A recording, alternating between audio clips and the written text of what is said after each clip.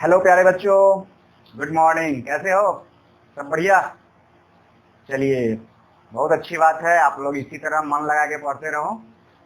आज हम जो पहला चैप्टर है इलेक्ट्रिक चार्ज एंड फील्ड, उसके तीसरे लेक्चर की तरफ मूव करते हैं।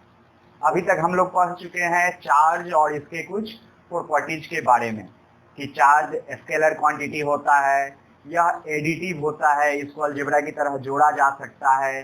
चार्ज किसी भी आइसोलेटेड सिस्टम का कंजर्व रहता है, यानी चार्ज को ना तो हम क्रिएट कर सकते हैं ना हम डिस्ट्रॉय कर सकते हैं। चार्ज जो होता है क्वांटाइज्ड होता है। क्यों? क्योंकि चार्ज जब भी कोई बॉडी रखेगा only because of transfer of electron के ही एक बॉडी से दूसरे बॉडी में ट्रांसफर होने की वजह से चार्ज होता है। इसलिए चार्ज जब भी रहेगा एक इंटीग्रल मल्टीपल होगा एलिमेंट्री चार्ज का, जिसका वैल्यू होता है 1.6 गुने 10⁻⁻19 कूलम, जो कि इलेक्ट्रॉन के चार्ज के ही मैग्नीट्यूड के बराबर है। इलेक्ट्रॉन गेन करेगा तो नेगेटिव होगा, और इलेक्ट्रॉन लूज करेगा तो पॉजिटिवली चार्ज हो जाएगा।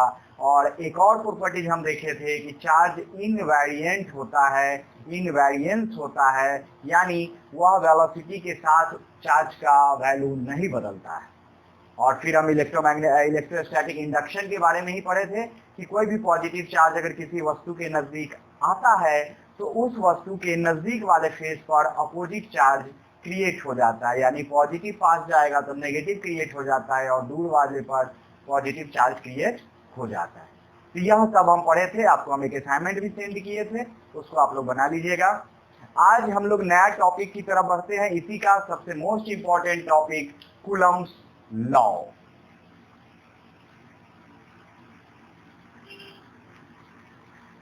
आज हम कूलम्स लॉ ही पढ़ेंगे, ठीक है।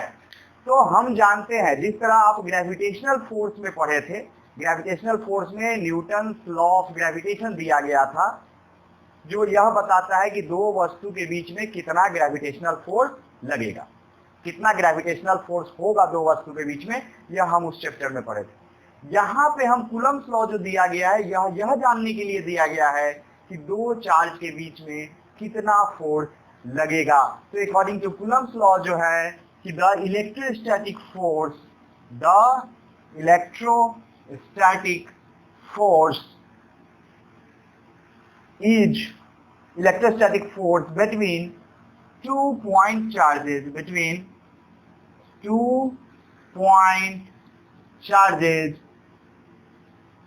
is directly proportional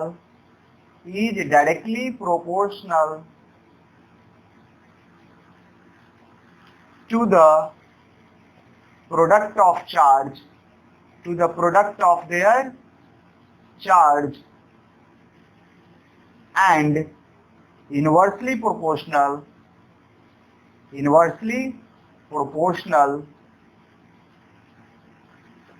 to the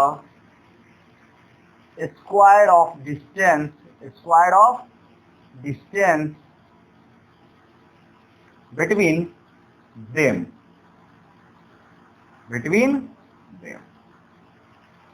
तो यही कूलम्स लॉ दिया गया है कि 2 पॉइंट चार्ज है। यहाँ पे समझिए कि 2 पॉइंट चार्ज है। अगर एक पॉइंट चार्ज Q1 है, दूसरा Q2 है, और दोनों के बीच में डिस्टेंस जो है R है, तो फोर्स कितना होगा? That force is directly proportional to Q1 into Q2, inversely proportional to 1 यानी इनवर्सली प्रोपोर्शनल टू R², यानी दोनों को मिलाओगे तो F directly proportional Q1 Q2 upon R²। सबको मिला के अगर प्रोपोर्शनल को हटा के इक्वलिटी का साइन लगाते हो तो एक प्रोपोर्शनलिटी कांस्टेंट आएगा, Q1 Q2 अपॉन R²। के जो है हमारा यह प्रोपोर्शनलिटी कांस्टेंट है, प्रोपोर्शनलिटी कांस्टेंट, जिसको हम कूलम्स कांस्टेंट भी बोलते हैं। क्या बोलते हैं? Coulomb's constant. कूलम्स कांस्टेंट हम इसको बोलते हैं, और इसका वैल्यू होता है 9.0 गुने 10⁻⁹ न्यूटन मीटर स्क्वायर पर कूलम स्क्वायर। तो जब भी आपसे पूछा जाएगा कि right statement of Coulomb's law, तो आपको यह स्टेटमेंट भी लिखना पड़ेगा और मैथमेटिकली यह फॉर्मूला लिखना पड़ेगा कि force directly proportional to Q1 Q2 inversely proportional to R square and finally force is equal to K times Q1 Q2 upon R square. तो यह जाके हमारा कूलम्ब्स लॉ कंप्लीट हो जाता है। यानी जब भी आज के बाद अब दो चार्ज के बीच में फोर्स निकालने का हो, दो चार्ज के बीच में फोर्स निकालने का सीधा दिमाग में लाना है कौन सा लॉ? Coulomb's law. दो मास के बीच में जिस तरह ग्रेविटेशनल फोर्स निकालने के लिए हम लोग कौन सा फॉर्मूला यूज करते थे? G(m1 m2 upon R square. यह फॉर्मूला भी बिल्कुल सिमिलर है। ग्रेविटेशनल कांस्टेंट की जगह पर कूलम्ब्स कांस्टेंट आ गया, मास की जगह पर चार्ज आ गया, R स्क्वायर सेम है। ठीक है, तो जिसका ग्रेविटेशनल फोर्स ग्रेविटेशन वाला चैप्टर कंप्लीट होगा वो उसके लिए यह चैप्टर बहुत आसान हो जाएगा। ठीक है, तो दो चार्ज के बीच में यह फोर्स निकालने का यह तरीका हुआ। तो यह हो गया कूलम्ब्स लॉ। फिर आप गौर से देखिएगा कि कूलम्ब कांस्टेंट K है, उसका वैल्यू जो होता है यह इसको एक और तरीके से लिखा जाता है। K जो होता है वास्तव में इसके बराबर है 1/4 इप्सिलॉन नॉट। एक नया टर्म आ गया इप्सिलॉन नॉट, इसको बोलते हैं परमिटिविटी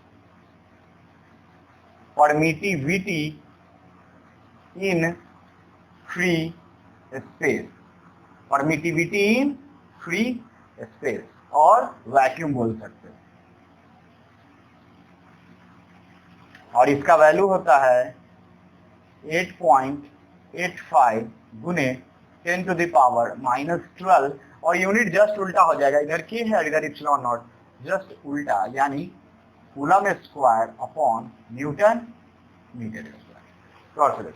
तो ये चीज आपको ध्यान में रखना होगा। K को ही हम 1/4 इप्सिलॉन नॉट बोलते हैं और इप्सिलॉन नॉट को परमिटिविटी बोलते हैं। परमिटिविटी एक मीडियम का गुण हो जाता है, एक मटेरियल का गुण हो जाता है जो यह डिसाइड करता है कि उस मीडियम से कितना इलेक्ट्रोस्टैटिक फील्ड क्रॉस किया जा सकता है। जिसका यह परमिटिविटी ज्यादा होगा अगर किसी मीडियम का, उस मीडियम में फोर्स कम लगेगा। परमिटिविटी कम होगा तो फोर्स ज्यादा लगेगा। और परमिटिविटी सबसे कम आपको वैक्यूम का होता है 8.85 × 10⁻⁻12। और किसी अदर मीडियम में जाओगे तो यह इप्सिलॉन का वैल्यू ज्यादा होता है और फिर वहां रिलेटिव परमिटिविटी आ जाता है। वह जितना ज्यादा होगा मीडियम, उस मीडियम में फोर्स उतना ही कम लगेगा। यह फ्री स्पेस का हो गया। परमिटिविटी ऑफ ए मीडियम जो हम बोलते हैं, परमिटिविटी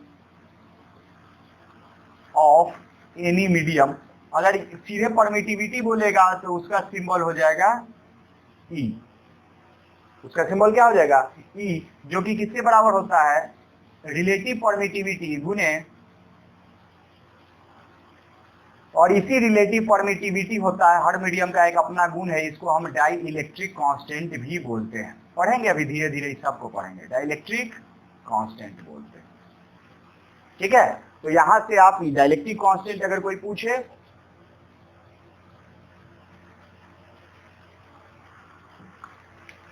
तो डाइलेक्ट्रिक कांस्टेंट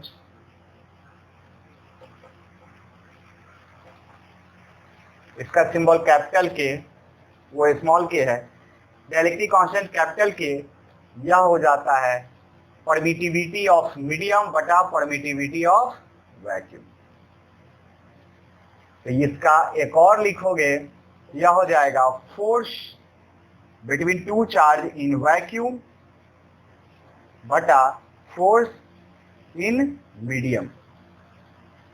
जैसे हम यहाँ पे देखो, यहाँ Q1 है और यह Q2 है, बीच में डिस्टेंस R है। अगर यहाँ वैक्यूम है, यह क्या है? वैक्यूम, यहाँ फोर्स बराबर हो जाएगा 1/4 epsilon naught Q1 Q2 upon R। ठीक है, तो इसको हम F0 बोल देते हैं वैक्यूम में यह फोर्स। ठीक, इधर क्लियर है? तो अगर वैक्यूम में है तो सिंपल यही फॉर्मूला, इसी का वैल्यू 9 × 10⁹ होता है। लेकिन अगर इसी चीज को किसी मीडियम में हम चले, किसी मीडियम में,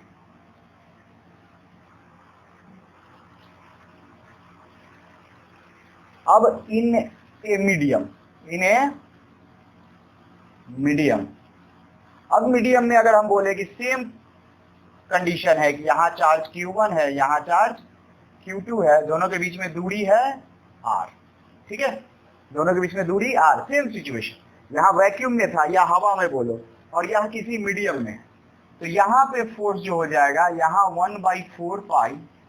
अब यहाँ इप्सिलॉन नॉट नहीं बोलेंगे, epsilon Q1 Q2 by R²। यानी अगर यह इप्सिलॉन को आप लिखना चाहोगे तो 4 पाई इप्सिलॉन नॉट गुने relative permittivity Q1 Q2 upon R²। यहाँ से क्या दिखा कि फोर्स जो निकला 1 बाई रिलेटिव परमिटिविटी, और यहाँ 1/4 pi epsilon naught Q1 Q2 by R² को हम क्या बोल दिए, F नॉट बोल दिए, और सॉरी यहाँ R², ठीक है। तो यानी जो F मीडियम में हो जाएगा, इसको F मीडियम कर दे हम, तो F जो मीडियम में हो गया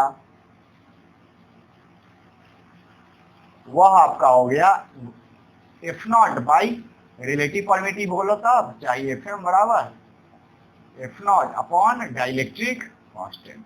रिलेटिव परमिटिविटी और डाइलेक्ट्रिक कांस्टेंट दोनों का न्यूमेरिकल वैल्यू सेम है, दोनों का मतलब सेम है, रिलेट, यह मीडियम में फोर्स और यही कारण है किसी भी मीडियम में फोर्स घट जाता है, दो चार्ज के बीच में, दो चार्ज के बीच में फोर्स घट जाता है। इस बात को गौर से देखिए कि हम लोग ये फार्मूला पढ़े हैं कि फोर्स बराबर 1/4 pi epsilon naught Q1 Q2 by R², Coulomb's law से। लेकिन यहाँ पे यह जो है परमिटिविटी फ्री स्पेस में है, वैक्यूम में है, तो अगर आप वैक्यूम में काम कर रहे हो तो यह कांस्टेंट 9 × 10⁹ होगा। लेकिन अगर आप किसी मीडियम में चले जाते हो, दो चार्ज किसी मीडियम में, जैसे कि पानी में है, केरोसिन ऑयल में है, या किसी अदर मीडियम में है, तो अदर मीडियम में यह वैल्यू 9 × 10⁹ नहीं होगा, बल्कि यह वैल्यू बदल जाता है, और यही इप्सिलॉन नॉट जो है सीधे इप्सिलॉन बन गया। अब इसका वैल्यू इप्सिलॉन नॉट गुने रिलेटिव परमिटिविटी, और मीडियम का क्या रिलेटिव परमिटिविटी होता है यह आपको क्वेश्चन में दिया रहता है, या कुछ कॉमन मटेरियल का हमको मालूम है, जैसे पानी का 80 होता है, 80, और मेटल का इन्फिनिटी होता है, वो अभी हम समझाते हैं। तो उसी प्रकार FM बराबर यहाँ 1/4 pi epsilon naught Q1 Q2 by R², F naught हो गया, रिलेटिव परमिटिविटी से डिवाइड हो जाएगा। यानी जो मीडियम में फोर्स है वह घट जाएगा, कितना टाइम घट जाएगा, रिलेटिव परमिटिविटी टाइम्स, कितना टाइम घट जाएगा, डाइलेक्ट्रिक कांस्टेंट टाइम्स, ठीक है। तो डाइलेक्ट्रिक कांस्टेंट का कोई डायमेंशन नहीं होता, यह एक न्यूमेरिकल वैल्यू होता है। क्यों? क्योंकि आपको यहाँ देख रहे हो दोनों सेम है, इप्सिलॉन और इप्सिलॉन नॉट, दोनों का यूनिट सेम होगा, यह यूनिट लेस होगा, यह न्यूमेरिकल वैल्यू होगा। वाटर का डाइलेक्ट्रिक कांस्टेंट 80 होता है, वाटर का डाइलेक्ट्रिक कांस्टेंट 80 होता है, ये आपको याद रखना पड़ेगा। क्वेश्चन में हो सकता है कि ये न दे कि जो पानी का है वह 80 होता है। तो अगर एग्जाम्पल के तौर पे देखें हम कि अगर ये वैक्यूम में कोई चार्ज है Q1 Q2, तो यहाँ फोर्स अगर 240 न्यूटन अगर फोर्स लग रहा है, तो अब इसमें अगर पानी डाल दोगे, क्या किए, पानी अगर डाल दिए, यानी पानी वाले मीडियम में आ गया यह चार्ज Q1 Q2 R, और इसमें क्या है, पानी है पूरे में भरा हुआ, ठीक है, सेम सिचुएशन है, दूरी सेम है, तो यहाँ जो नया फोर्स हो जाएगा वह 240 बटा पानी के कारण 80 गुना फोर्स कम जाएगा, यानी मात्र बचेगा 3 न्यूटन फोर्स। समझे? ये सब चार्ज, यही कारण है नमक को पानी में घुल जाने का, क्योंकि आप लोग जानते हो नमक कॉमन साल्ट जो है NaCl है। कॉमन साल्ट क्या है, NaCl, जिसमें सोडियम पॉजिटिव होता है और क्लोरीन नेगेटिव होता है। तो NaCl में आयनिक बॉन्ड है, सोडियम और क्लोरीन आपस में एक दूसरे को अट्रैक्ट कर रहा है, प्लस और माइनस। तो हवा में तो ठीक है, हवा में अट्रैक्शन फोर्स इतना ज्यादा है कि नमक आपको नमक की तरह दिखेगा, एक दाना की तरह दिखेगा, एक सॉलिड पार्टिकल की तरह दिखेगा। लेकिन जैसे ही उसको हम पानी में डालते हैं, तो पानी में डालने के बाद सोडियम और क्लोरीन के बीच में जो फोर्स लग रहा है वह 80 गुना कम हो जाता है, और 80 गुना कम हो जाने की वजह से सोडियम और क्लोरीन अलग अलग हो जाता है। सोडियम और क्लोरीन क्या होता है, अलग अलग हो जाता है। तो सोडियम और क्लोरीन अलग हो गया, तो अब सोडियम छोटा सा बच गया, क्लोरीन भी छोटा था। बॉन्ड बना हुआ था तो बड़ा सा था, वाटर के मॉलिक्यूल्स में नहीं जा पा रहा था। अगर सोडियम और क्लोरीन बॉन्ड बनाया हुआ है तो इतना बड़ा है, तो पानी के मॉलिक्यूल में नहीं जा पाएगा। लेकिन जैसे ही बॉन्ड टूट गया, अब यह छोटा छोटा हो गया, यह वाटर मॉलिक्यूल के बीच में जो जगह होता है उसमें जाके समा जाता है और डिसअपियर हो जाता है, उसमें घुल जाता है। हम बोलते हैं कि वह क्या हो गया, घुल गया, डिजॉल्व हो गया। क्लियर है? तो यह कूलम्स लॉ का रियल लाइफ में एक यहाँ पे उसका एप्लीकेशन हमको दिखा, और डाइलेक्ट्रिक कांस्टेंट का एक एप्लीकेशन दिखा कि वाटर में डाइलेक्ट्रिक कांस्टेंट 80 है तो फोर्स 80 गुना हो जाता है। यही कारण है कि पानी बहुत कुछ को अपने में घुला लेता है, कि जितना भी आयनिक बॉन्ड है उसके फोर्स को 80 गुना कम करके उसको तोड़ देता है। जो बॉन्ड मिल के साथ था उसको अब अलग अलग कर दिया। ठीक है? अगर जहां भी फास्ट लगे तो आप वीडियो पॉज करके स्क्रीन को अच्छे से रीड आउट कर सकते हो, फिर आगे प्ले कर सकते हो।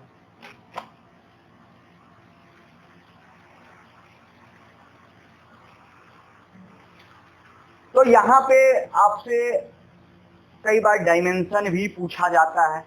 डायमेंशन ऑफ कूलम्स कांस्टेंट अगर बोल दे, कूलम्स कांस्टेंट, कूलम कांस्टेंट का अगर हम डायमेंशन बोले तो हमको देखे हैं अभी कि क्या था, फोर्स बराबर है के Q1 Q2 upon are square. तो के बराबर हो जाएगा F R square Q1 Q2। इसी से इसका यूनिट भी हम लोग निकाले थे कि यूनिट इसका हो जाएगा न्यूटन मीटर स्क्वायर बटा कूलम स्क्वायर। लेकिन अगर डायमेंशन निकालना हुआ तो न्यूटन, न्यूटन के बदला फोर्स है, मास में एक्सीलरेशन m/L/t-2, फिर वहां मीटर स्क्वायर यानी एल स्क्वायर, और सी स्क्वायर, यहाँ सी फोर कूलम है। सी क्या है, कूलम।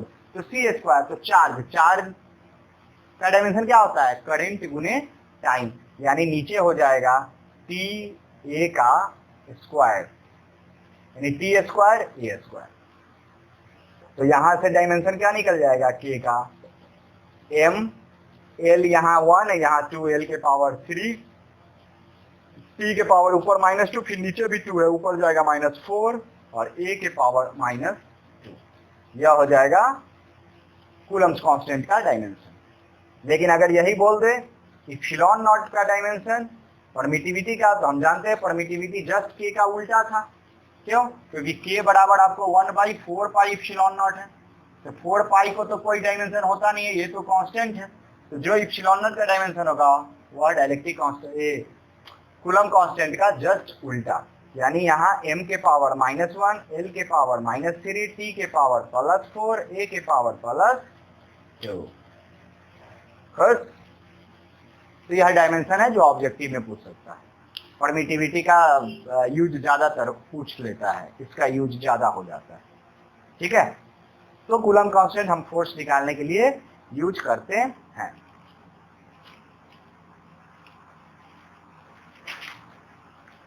अब अगला आता है वेक्टर फॉर्म में, कि वेक्टर फॉर्म में कूलम्स लॉ को हम कैसे रिप्रेजेंट करेंगे। वेक्टर फॉर्म, वेक्टर फॉर्म नाम से ही स्पष्ट है कि हमको क्या है, डायरेक्शन बताना है। अभी जो आप कूलम्स लॉ लिखे हो इसमें मैग्नीट्यूड निकालने का था, डायरेक्शन का तो कुछ पता था ही नहीं। डायरेक्शन में बस हमको ये मालूम था कि अगर अपोजिट चार्ज होगा तो अट्रैक्ट करेगा, अट्रैक्ट करेगा मतलब एक दूसरे को खींचेगा, और लाइक चार्ज होगा तो रिपेल करेगा मतलब धक्का देगा। ठीक है? अब यहां वेक्टर फॉर्म में हम लिखते हैं Coulomb's law in vector form, Coulomb's law in vector form. तो अब यह मान लो वेक्टर फॉर्म में देने का है कि आप हर कुछ को वेक्टर के फॉर्म में लिखो। यहाँ पे चार्ज जो Q1 चार्ज है, इसको वेक्टर के फॉर्म में लिखेंगे नहीं भाई, ये तो स्केलर क्वांटिटी है। Q1 चार्ज है, इसकी पोजीशन को लिखेंगे वेक्टर के फॉर्म में, जो R1 पोजीशन पर है। किस पोजीशन पर है, R1 with respect to origin. और दूसरा चार्ज है Q2 जो किस पोजीशन पर है, R2। और दोनों के बीच में यह जो होगा इस वेक्टर, यह वेक्टर क्या है, 1 से 2 के तरफ है, यानी इस वेक्टर का सिंबल हो जाएगा R21। पहले यहाँ फाइनल होता है, यहाँ इनिशियल होता है। तो यह 1 से 2 जा रहा है, तो इसका सिंबल हो जाएगा R21, यानी position of 2 with respect to 1, R21। और R21 होता है आपको R2 minus R1, final minus initial, यानी R2 माइनस R1। कोई दिक्कत? तो यह वेक्टर फॉर्म है। अब वेक्टर फॉर्म में क्या है, हमको फोर्स निकालना है। तो फोर्स आप निकालना चाहो, पहला आप लिखते हैं फोर्स का, force on Q1 by Q2। अगर ऐसा लिखोगे force on Q1 by Q2, तो इसका सिंबल हो जाएगा फोर्स ऑन 1 बिकॉज ऑफ 2।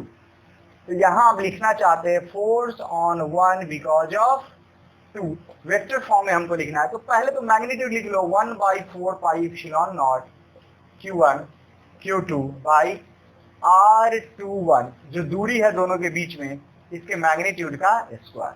यह तो हो गया कूलम्स लॉ से जो अभी तक पढ़े थे मैग्नीट्यूड निकालने के लिए, कि 1/4 pi epsilon not Q1 Q2, यानी दोनों चार्ज का गुना बटा इस दोनों के बीच की दूरी। तो दूरी कितनी है, R21 का मैग्नीट्यूड ही दूरी हो जाएगा, उसका स्क्वायर।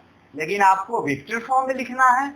वेक्टर फॉर्म मतलब आपको एक डायरेक्शन भी बताना है। वेक्टर फॉर्म में लिखने का मतलब कि आपको एक डायरेक्शन भी बताना है। तो ये फोर्स ऑन 1 बिकॉज ऑफ 2 कैसे होगा, इस 1 पर यह 2 किस प्रकार फोर्स लगाएगा। अभी दोनों को हम पॉजिटिव पॉजिटिव मान के चल रहे हैं, क्यों, क्योंकि जब भी कोई फॉर्मूला डिराइव करना हो तो पहले दोनों को पॉजिटिव मान के ही डिराइव करो। तो यह पॉजिटिव पॉजिटिव अगर होगा तो यह क्या करेगा, रिपेल करेगा। तो इधर फोर्स हो जाएगा F1 2, force on 1 because of 2।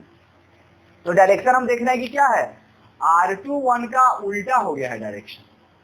R21 का डायरेक्शन इधर है और इसका डायरेक्शन इधर है, यानी इसका जो डायरेक्शन है वास्तव में यह माइनस R21, यह यूनिट वेक्टर क्योंकि आपको सिर्फ डायरेक्शन चाहिए था, और डायरेक्शन जो R21 है उसका उल्टा। बस यही ध्यान लगाना है। नेगेटिव लगाते हैं वेक्टर में नेगेटिव का मतलब उल्टा।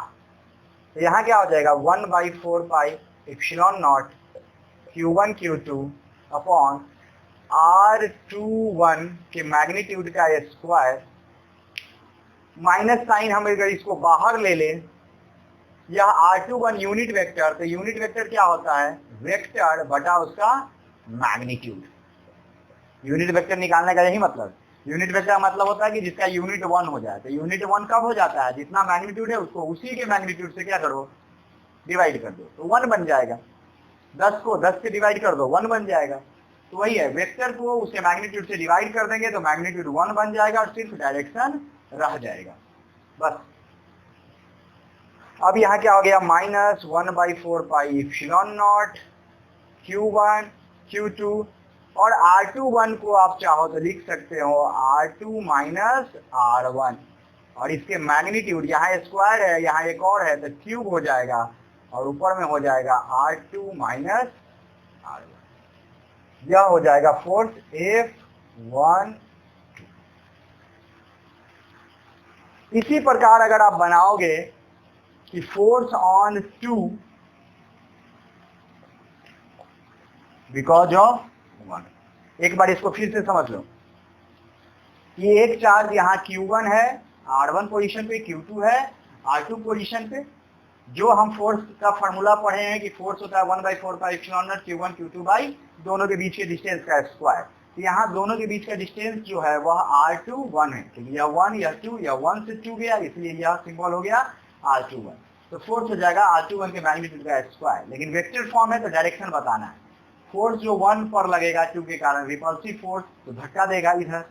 तो यह देख रहे हैं कि जो R21 का डायरेक्शन इधर राइट में था, इसका लेफ्ट में है, यानी जस्ट अपोजिट है, इसलिए माइनस हम डायरेक्शन दे दिए, बस बात खत्म। माइनस साइन को पहले ले लिए। वेक्टर, यूनिट वेक्टर को बनाना है तो वेक्टर बटा उसके मैग्नीट्यूड का डिवाइड कर देंगे तो यूनिट वेक्टर बन जाएगा। R21 को R2 माइनस R1 लिख दिए, नीचे यह स्क्वायर और 1 क्यूब हो गया, R2 माइनस R1 के मैग्नीट्यूड का क्यूब। सिमिलरली इसके बाद फिर हम यहां चलेंगे। सिमिलरली अगर आप a force on 2 because of 1 देखोगे तो मैग्नीट्यूड अभी भी वही होगा 4 pi epsilon not Q1 Q2 upon R21 के मैग्नीट्यूड का स्क्वायर, लेकिन डायरेक्शन जो इस बार है, जो R21 का डायरेक्शन है वही डायरेक्शन है। तो पिछली बार माइनस लगा था, इस बार माइनस नहीं लगेगा। क्यों? क्योंकि F21 उसी दिशा में है जिस दिशा में R21 है। बस बात खत्म। तो यानी यहाँ फाइनल रिजल्ट जो आएगा F21 आ जाएगा, सब कुछ सेम रहेगा, बस ये माइनस नहीं रहेगा।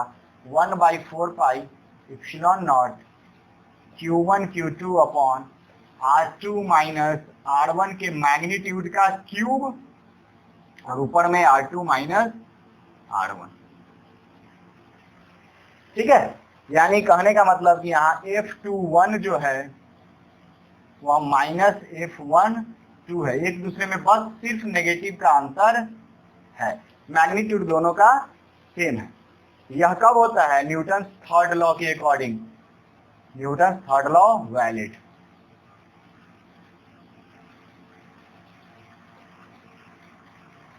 यहां से भी प्रूफ हो गया कि न्यूटन थर्ड लॉ वैलिड होता है।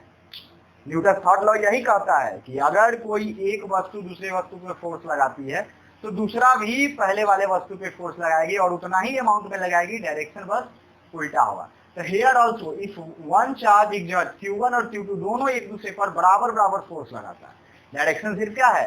अपोजिट है। डायरेक्शन सिर्फ अपोजिट है। इसी रिप्रेजेंटेशन को हम बोलते हैं representation of Coulomb's law in vector form. F21 1/4 pi epsilon not Q1 Q2 by R21 का होल स्क्वायर, इधर यूनिट वेक्टर R21। फाइनल हो गया कि F21 1/4 pi epsilon not Q1 Q2 बचा R2 माइनस R1 का होल क्यूब, यहाँ R2 minus R1। तो यहाँ माइनस लगा हुआ है, इस माइनस को अगर अंदर में ले जाओगे तो R1 माइनस R2 भी लिख सकते हो। यहाँ पे यह माइनस अगर अंदर में ले गए तो यहाँ R1 माइनस R2 भी लिख लोगे। और मैग्नीट्यूड R2 माइनस R1 हो चाहे R1 माइनस R2 हो, इधर से वेक्टर इधर जाए चाहे इधर से वेक्टर इधर जाए, यह लेंथ तो वही रहने वाला है और यही लेंथ तो मैग्नीट्यूड कहलाता है। इसीलिए मैग्नीट्यूड R2 माइनस R1 चाहे R1 माइनस R2 दोनों का बराबर ही होगा। तो इसीलिए फोर्स बराबर है, फोर्स दोनों का बराबर है, डायरेक्शन सिर्फ अपोजिट है। ठीक है,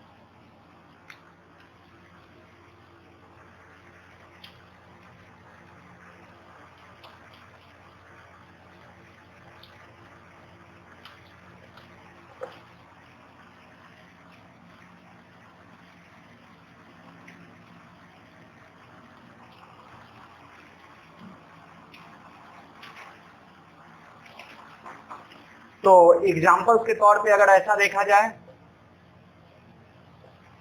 एग्जाम्पल अगर हम ले लेंगे, find force between two charges 5 microcoulomb and 10 microcoulomb placed at separation of 2 centimetre. अगर यह क्वेश्चन होगा तो इसका आंसर कैसे हम लिखेंगे? सिर्फ फोर्स निकालना है, find force between two charges. तो फोर्स का formula F 1/4 pi epsilon not Q1 Q2 by R square. आप अगर प्रैक्टिस में डालो तो इसको सिंपल K लिख के भी बना सकते हो। F बराबर K Q1 Q2 by R square, यानी K का वैल्यू क्या होता है? 9 into 10 to the power 9। Q1 Q2 यानी 5 माइक्रोकूलम है, अलग नहीं बनाते हैं। क्या है फोर्स बराबर 9 इंटू 10 टू द पावर 9 गुने दोनों चार्ज का मल्टीप्लीकेशन 5 गुने 10 टू द पावर -6 गुने 10 इंटू 10 टू द पावर -6 बटा R स्क्वायर। डिस्टेंस कितना है? 2 सेंटीमीटर। तो 2 सेंटीमीटर ऐसा यूनिट में 2 इंटू 10 टू द पावर -2 इसका स्क्वायर, यानी फोर्स बराबर क्या हो गया? यहाँ 9 इंटू 5, नीचे 2 दूना 4, ऊपर में 10 टू द पावर को एडजस्ट करो। यहाँ 10 टू द पावर 9, 9 में से 6 गया 3, फिर यहाँ 1, तो 3 1 4 हो गया, 4 में से फिर 6 हो गया, 2 जोड़ के देख लो, ऊपर में 10 के पावर -2 बचेगा और नीचे 10 के पावर -4 होगा। सबको सॉल्व करोगे, यह हो जाएगा 9 × 5 और यह ऊपर जाएगा तो 100/4। ठीक है, बस यानी 9 × 5 = 45, 100/4 यह हो जाएगा 1125 न्यूटन, 1125 न्यूटन। क्लियर है कि अगर दो चार्ज रहेगा 5 माइक्रोकूलम 10 माइक्रोकूलम 2 सेंटीमीटर की दूरी पर, तो फोर्स हो जाएगा 11.25 न्यूटन। और फोर्स रिपल्सिव होगा कि अट्रैक्टिव होगा? तो रिपल्सिव होगा। क्यों? क्योंकि यहाँ पे कुछ नहीं दिया है, मतलब प्लस चार्ज है, तो दोनों पॉजिटिव है, तो यह रिपेल करेगा। आपको ये नहीं बोलेगा, अगर कोई पूछे कि 5 माइक्रोकूलम और 10 माइक्रोकूलम में कौन ज्यादा फोर्स लगाएगा, कोई ज्यादा नहीं, दोनों एक दूसरे पर बराबर बराबर ही फोर्स लगाएगा। यही तो न्यूटन का तीसरा नियम है। 5 माइक्रोकूलम और 10 माइक्रोकूलम दोनों बराबर बराबर ही फोर्स लगाएगा, लेकिन चूंकि दोनों पॉजिटिवली चार्ज है, वह रिपेल करेगा। क्या करेगा? रिपेल करेगा। अगर इसी क्वेश्चन को दे दिया जाता वेक्टर फॉर्म में, वेक्टर फॉर्म में सिमिलर क्वेश्चन को दिया जाएगा, तो कैसा हो सकता है question?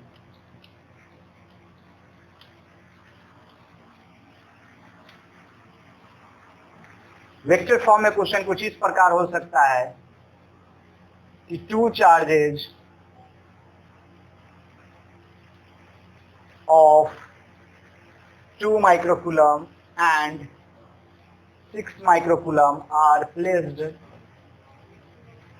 at 2,4 meter and 4,6 meter respectively. Find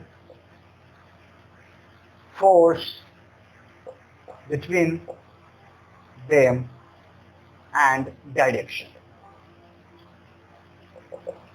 force भी फाइंड करना है और फोर्स का डायरेक्शन भी, या सिर्फ मैग्नीट्यूड की ही बात करें कि फोर्स का डायरेक्शन या मैग्नीट्यूड क्या होगा, ये आपको बताना है। तो इसमें क्या हो जाएगा? पहले दोनों के बीच में दूरी निकालना पड़ेगा, सेपरेशन बिटवीन देम। क्यों? क्योंकि चार्ज आपको मालूम है, सेपरेशन स्पष्ट नहीं मालूम है। सेपरेशन बिटवीन देम अगर लिखोगे, सिर्फ मैग्नीट्यूड की बात करें हम, तो मैग्नीट्यूड क्या हो जाएगा? R2 - R1। तो R2 - R1 क्या होगा? 4 - 2 I cap plus 6 - 4 J cap. Vector form में ध्यान में है ना, I वाला I के साथ घटेगा, J वाला J के साथ, I वाला I के साथ, J वाला J के साथ, और इसका बाद में हमको मैग्नीट्यूड निकालना है। तो पहले R21 निकालेंगे, तो R21 क्या होगा? R2 - R1। तो 4 में -2, यह I कैप हो जाएगा, एक से 1 घटा है, Y2 - Y1 J कैप, तो 6 - 4 J कैप। तो क्या आ गया हमारा? R21 जो आएगा वह आ जाएगा 2I cap plus 2J cap. अब मैग्नीट्यूड कैसे निकालते हैं? 2I कैप है, 2J कैप है, तो मैग्नीट्यूड निकालने का फॉर्मूला है √x² प्लस y²। तो यहाँ हो जाएगा √2² प्लस 2² यानी √4 8। इतना metre separation. So now force बराबर 9 × 10⁻9 Q1 Q2 यानी 2 × 10⁻6 गुने 6 × 10⁻6 बटा √8 का स्क्वायर। यहाँ हो जाएगा 9 × 2 × 6 बाई 8, और पावर एडजस्ट कर दो, 6 में से 6 12 में से -3, 2 से 4, 2 से 1, फिर 2 से 2 से 3, तो कितना हो गया? 9 × 27/2 यानी 13.5 गुने 10⁻³ न्यूटन। इतना फोर्स लगे। डायरेक्शन भी पूछेगा तो दोनों में रिपल्सिव होगा, और रिपल्सिव होगा तो डायरेक्शन वही होगा जो R21 का होता है। दूसरे वाले चार्ज पर लगेगा R21 के डायरेक्शन में, पहले वाले चार्ज को लगेगा जस्ट उसके अपोजिट। तो इसीलिए यूनिट वेक्टर हम निकालेंगे R21 और R21 का यूनिट वेक्टर निकाल के और प्लस माइनस कर देंगे, वही डायरेक्शन होगा। एक पर पूरब में डायरेक्शन होगा, मतलब एक साइड में, तो जस्ट उसके अपोजिट में होगा दूसरे चार्ज पर। फोटो बनाते तो पता चलता है एग्जैक्टली कि कौन कहाँ पे है। ठीक है, एग्जैक्टली 2 माइक्रोकूलम पर जो डायरेक्शन होगा 6 माइक्रोकूलम पर जस्ट उसका अपोजिट होगा। ठीक है, ओके, या हम डायरेक्शन देख ही लेते हैं। Q माइक्रोकूलम को हम पहला चार्ज माने हैं, 6 माइक्रोकूलम को दूसरा चार्ज। तो पहले हम यूनिट वेक्टर निकाल लेते हैं। इसका अगर डायरेक्शन हम देखें, रैंडमली हम बना रहे हैं, सही गलत ध्यान नहीं देना। ये मतलब ये पहला चार्ज है, यहाँ 2 माइक्रोकूलम है और यहाँ 6 माइक्रोकूलम है, और यही R21 हो गया। तो R21 बराबर हमको आ चुका है कितना, 2i cap plus 2j cap. तो इसका यूनिट वेक्टर जो हो जाएगा वह हो जाएगा 2i cap plus 2j cap बटा इसका मैग्नीट्यूड यानी 2√2। यह क्या हो गया, i cap plus j cap by √2। यह यूनिट वेक्टर हो गया। तो इसीलिए डायरेक्शन के हिसाब से अगर सोचोगे तो फोर्स अगर 2 माइक्रोकूलम पर देखा जाए तो 2 माइक्रोकूलम पर फोर्स R21 के अपोजिट लगेगा। यहाँ डायरेक्शन हो जाएगा माइनस, जो मैग्नीट्यूड निकला है 13.5 गुने 10⁻³ और यह डायरेक्शन इसमें खाली इंक्लूड कर दो, I प्लस जे कैप और बटा में √2 यहाँ पे। और अगर यही फोर्स 6 माइक्रोकूलम पर बोले तो क्या हो जाएगा, सेम डायरेक्शन रहेगा जो R21 का डायरेक्शन है। तो पॉजिटिव ही रखेंगे गुने 10⁻³ बाई √2 और I कैप प्लस जे। तो यह डायरेक्शन निकालने के लिए पहले आपको R21 हर हाल में निकालना ही पड़ेगा, मैग्नीट्यूड निकालना ही पड़ेगा। तो मैग्नीट्यूड का यूज होगा मैग्नीट्यूड निकालने में और यूनिट वेक्टर का यूज होगा डायरेक्शन निकालने में। तो इस तरह से हम लोग कूलम्ब्स लॉ का यूज करते हैं। तो अभी आज हम सिर्फ 2 पॉइंट चार्ज के बीच में देखे हैं। अगले क्लास को हम देखेंगे मल्टीपल चार्ज के बीच में कैसे कैसे फोर्स लगता है। आप लोग इस वीडियो को देख रहे हैं, बहुत बहुत धन्यवाद। आप लाइक कर दीजिए, सब्सक्राइब कीजिए और बेल आइकन को कृपया करके दबा दीजिए ताकि अगली बार से वीडियो जब भी अपलोड हो आपको तुरंत नोटिफिकेशन मिल जाए। तो subscribe, like and click on the bell icon. और इस चैनल को प्रमोट करने के लिए आप अपने दोस्त के बीच में भी इसको शेयर कर सकते हो। ठीक है, कोई दिक्कत नहीं है।